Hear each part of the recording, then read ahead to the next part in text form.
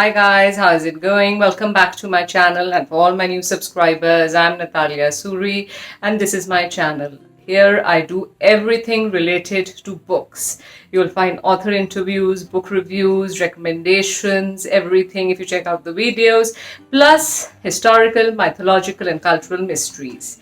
And especially my sessions with voodoo practitioners, tantrics, witches is something I really enjoy. And today my guest is Mrs. Alka Rajvansh.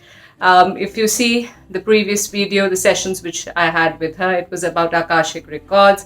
You can check that session as well. But today I'll be talking to her about hypnotherapy. What is hypnotherapy? Is hypnotherapy and past life regression the same thing? How does hypnotherapy help us?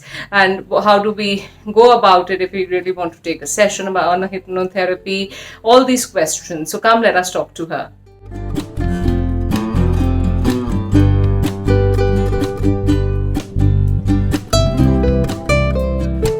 Hi ma'am, thank you so much for joining and welcome to my channel again. Hi, good to be back, Ma'am, today our topic of discussion is hypnotherapy. So what is hypnotherapy? See, even in olden times, people had belief in hypnotherapy. So one didn't know the word hypnotherapy because, you had the beating of the drums, you had words that were chanted, and people would go into a state of, a deep sleep or a stupor kind of a thing, and where these, healers would heal them and all that. But now what has happened is hypnotherapy has become very defined. It's no longer some kind of a wacko stuff, a mumbo jumbo kind of a thing. So there's a very beautiful definition that I'd like to share with you about hypnotherapy. Dr. Albert Moll says that it is hypnotherapy is a voluntary submission of a client to a series of carefully controlled suggestion, and the purpose is to increase the suggestibility of the submission. So what happens when the client comes into a state of suggestibility and into a state of submission? Then you can start doing a lot of work where you can heal his emotional problem, his behavioral issues, his mental issues, physical issues. It could be something like anorexia or bulimia, or a sexual dysfunction like erectile dysfunction and all that.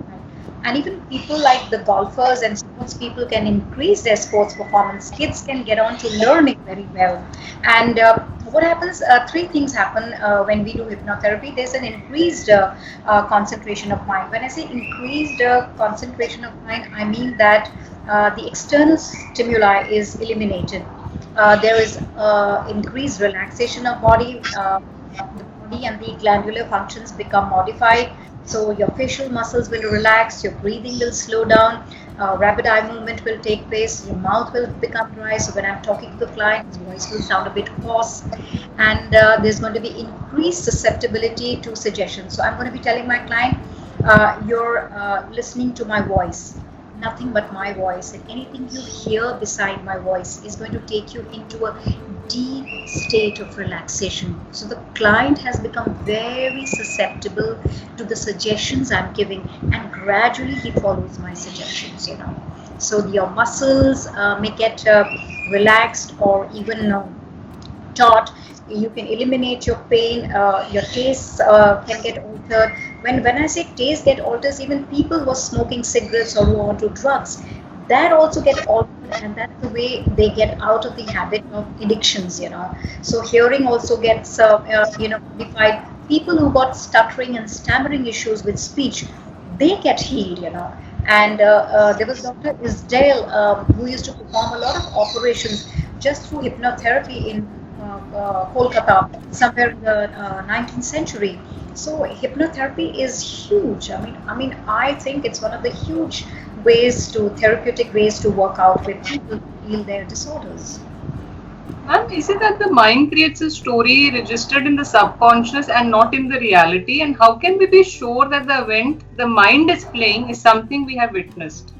See what happens. We're tapping into the subconscious mind. A lot of message units are thrown into when the client is lying down and we are giving the suggestions. So a lot of message units are thrown into this conscious mind of the client. And what happens when they constantly you're talking, so they just without getting filtered, they come into the subconscious mind. When it enters the subconscious mind, now this is a totally different realm together. So the subconscious mind, when it takes over, so that is the time your mind starts digging into deeper. And that's, if you see, there is, when we use past life therapy and we use regression therapy, so we are using hypnotherapy to recover memories from the subconscious mind. And when we retrieve these memories, we're able to heal the client and go back to the scenario where something happened. So we are tapping into that source and picking up the memories, helping the client to come out of that state. So it's not that we are kind of playing games or anything like that. It's a very serious kind of a work we're doing as a hypnotherapist. Okay. Ma'am, is there a possibility that someone may not gain consciousness after hypnotherapy? Oh, no. It's never happened like that, never. So we're just doing, what we are doing is we're just offering suggestions, and the client is very susceptible and he's just picking up the suggestions. And if the client feels, okay, I don't want to go through it, he can just tell us, I don't feel like doing it, It's as simple as that. Ma'am, what is the difference between hypnotherapy and past life regression? See, past life therapy, it's as a regression, the therapy uses hypnotherapy as a technique, again, like I said earlier, to recover memories. So supposing we want to go into an age regression, so that means we can go up till the childhood, right from the time when the child is born. So we can retrieve memories when we do age regression. So that means from the 0 age to what we are current, we can pick up any memory. And also we can do womb regression. That means we go into the womb, the 9 months the child was in the womb. So we can retrieve memories from there also. And of course, past life means we're visiting a past life. It could be any life. And we're visiting that aspect of the client which is troubling him. So that's how we go about hypnotherapy and past life. Ma'am, both are done where you hypnotize a person. How is it done? Can you explain the procedure, ma'am? How is it when done? I'm telling my client, okay, as I'm going to count you down from 10 down to 0, you're going to be entering into a state of relaxation. So we start relaxing the body. Okay, now you're from your toes to your head. So your toes are getting relaxed, and your calves and your knees and your vital organs, and we come up. Then we say from the head to the toe, from the toe to the head, you're completely relaxed. Now I'm going to be giving you suggestion that you're going to be hearing my voice, nothing except my voice. And anything that you hear besides my voice is going to take you into a deep state of sleep. And then, we put our index finger between his eyeballs and we say deep sleep. So the client is into a suggestible state where he's taking all the suggestions that I am giving. So he becomes susceptible to suggestibility. Ma'am, can the mind in the state of hypnotherapy predict the future? I think I told you even during the Akashic time, because I believe in the continuity of time, the past, present and future. It's nothing, I don't believe in the past and, in the future. Because if you're handling your current very well, आज से 1 minute पहले जो मैंने तुमको बोला becomes a past. जो मैं अभी तुम्हें बोल रही हूँ is I'm into the present state. So naturally, if I'm handling this interview well, so the future automatically becomes good. So in hypnotherapy, we do another state, or in past life, we call future progression, where we take the client, okay, from 6 months hence, you're in a state where you like, or you are with somebody saying, okay, I'm not getting married. So we take him into that state, from the current state, and we take him into that state that person has met a man of his choice, he's having a good time, he's wining and dining in a good restaurant, and he's having a dance or a ball, and how are you feeling, he's very good. Then we kind of anchor that feeling of the future, and when we anchors it, so then after anchoring it, it becomes a part of your mind. And that means you start reliving that future into today. So as you're proceeding into the future, you're very much into that state where you've already taken all that and imbibed into your state of consciousness, into the state of being. Ma'am, past life regression is only for Hindus because they believe in it, or it is for all religions? No, I'll be very honest with you that Jains believe in a thing called Jati Smaran. That means what karma is attached to the soul. And Madam Blavatsky, she also worked with the, Akasha records with Edgar Casey and all these people, where they all believe that the records of a soul are kept, and you can tap into it and retrieve memories. And then we had the Buddhist countries of South Asia, they believe in it. Then you have the Shiite people of Lebanon and Turkey. They believe in past life, and they believe, and the tribes of West Africa, then the tribes of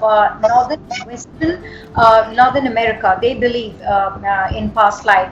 And of course, Brian Weiss, the very famous Bridie Murphy case, where this lady Virginia Tigay, who was from Colorado, and she could find out her life in Ireland, where she was Bridie Murphy. And this is how Brian Weiss picked up the life, and he's written a number of books, and he's a very, very well-known psychiatrist of the Western countries. Now, gradually, the Western countries have started believing in past life and in reincarnation and things like that. What does this therapy really help, and who does this therapy really help? For example, I've committed a murder in my past life. Now that chapter is done and it's gone. Now what can I do about it in this life? So how do you relate it? Now suppose in my therapy session you come to know that I was a murderer in my past life. Now how would you help me in this life with that problem? Sometimes when the client comes to us, when you're saying he's committed a murder, the client will come to us, that I don't know, somehow I just feel guilty. Somehow I just feel guilty. And मैंने कुछ करा भी नहीं है, मैंने कुछ ऐसा करा भी नहीं है, but yet I continue to feel very guilty. So okay, you say all right. Then you take the client into that state of mind, into his subconscious mind, and okay, where is the first time that you experienced this feeling of guilty? Then he says, okay, I can see myself. I'm seeing myself. There's an old house, and there I've committed a murder, and I can see my wife lying down, and I've kind of throttled her, and I've killed her. This kind of thing. So then you realize, okay, that feeling of guilt is coming from there. Now the fact is you've committed murder, or that is being done. It took place in 18th century or 19th century. That murder is done away with. But the client will have an idea why that feeling and from where that feeling of guilt is coming. So a lot of issues, like issues are in our tissues. So we go back, we retrieve that memory, and then suddenly the client begins to feel easy, and that feeling of guilt, that feeling he did, goes away. So they're not some kind of random feelings. And also, like you said, what does hypnotherapy help in?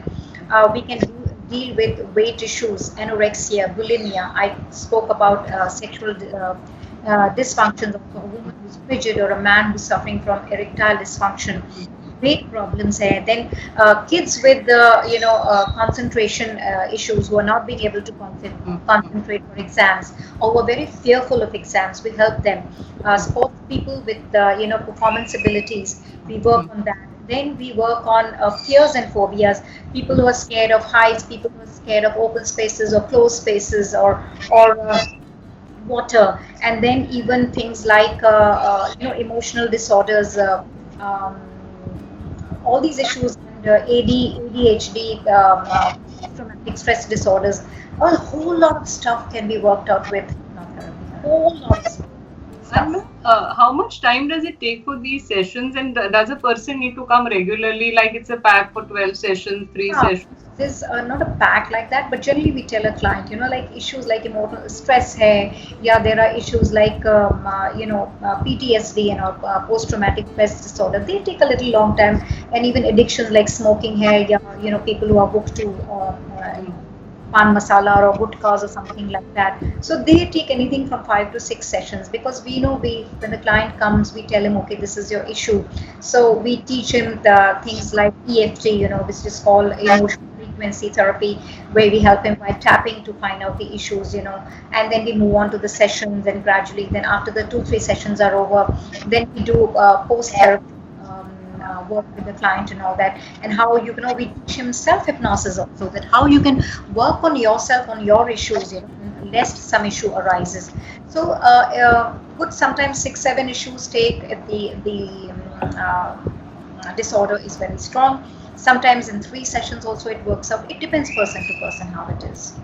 Okay, and ma'am, each session is for 1 hour, 2 hour. How long is each Depends. session? Generally, the first session goes on to a long time, and let's say if it's a past life thing comes up, it can take an hour. Sometimes it takes even hour and a half, and all that. So Okay. it depends again person to person and what comes up. So accordingly, whatever comes up, we deal with that. Okay. Ma'am, as usual, wonderful talking to you and an insight into another topic. Thank you so much, ma'am. You're most welcome, and I hope to be in touch with you again for something else. Yes, ma'am. Bye, ma'am. So, guys, I was in conversation with Miss Alka Rajvansh on the topic of hypnotherapy. You have any questions, you can email me on my email address given below.